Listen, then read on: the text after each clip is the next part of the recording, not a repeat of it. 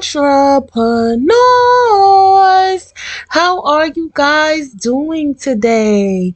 I am doing all right. And I hope you guys are also doing all right as well. And I was absent last week. I did not record on the podcast. I had so much going on with graduations and preparation for that, beach time with the children. It was a lot going on. So therefore I did not record, but I will never leave you guys. God willing now, God willing. I will never leave you guys, out there like that. I'm always going to return. So, with that being said, I hope you guys had a great weekend. It was pretty nice this weekend and I enjoyed myself. So I hope you also did as well.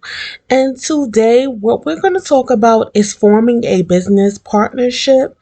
And forming a business partnership is very exciting, but you should not rush into that decision. Get to know who you are in partnership with. And if you do decide to take on a business partner, these are just a couple of things to consider. Um, with that being said, this is number one. Just make sure you share similar values, because one of the most important aspects of a good business partnership is shared short-term and long-term values. This doesn't mean you have to agree on everything, but too many disagreements can hurt the business over the long term. In many ways, a business partnership is similar to a marriage, and you need to have shared values and commit to communicating with one another through all the ups and downs of running your business. So therefore, yes, when you are in a business relationship, you do need shared values and commit to communicating with one another through all the ups and downs of running your business. That is so much more important than anything, because the communication needs to be there. Also, the you guys need to also have like an alike mindset when it comes down to the business, because everything needs to be structured and just on track and on the same level. Like I said, it's okay to have difference of opinions. Sometimes that person can bring in more ideas through that way, but at the same time, just more of the direction that you guys are going in, it needs to be on the same track. Now, number two is to set clear expectations from the start. And there are a lot of work that goes into running a small business, so you need to be clear on the roles and responsibilities of both partners from the start. It can be helpful to outline a job description for both partners, just like you would in a traditional job. Now, how much time do both of you have to commit to building the business? Are both individuals working on the business full time, or does one person still have a day job? How will you measure each person's contribution to the business? And outline what each person will contribute in terms of time, money, and responsibility. Clarifying these expectations from the start can help you avoid problems later on. And that is true, because I have a friend who wanted to do a podcast with me, and I'm sure she still does. It's just that we never came back to the idea. But every week we were going over what we need to have accomplished, and just more like what is it we're expecting for the outcome to be for the podcast.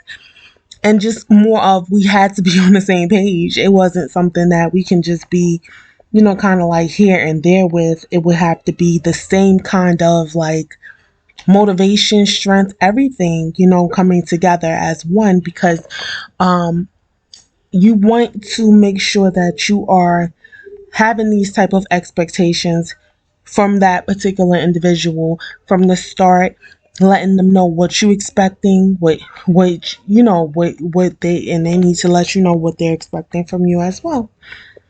Okay, and number three is outline how will you manage business finances.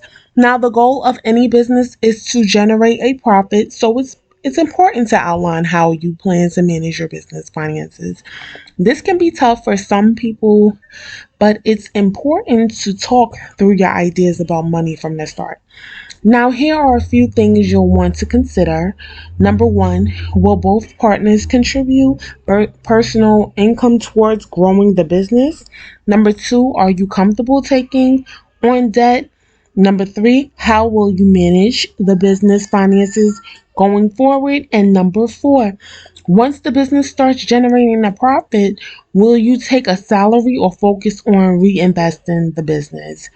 That is definitely a conversation needing to be had, because once the finances starts to come in, you don't want it to be a confusion on what you are doing with it. Sometimes people want to see the return back, and sometimes people want to reinvest.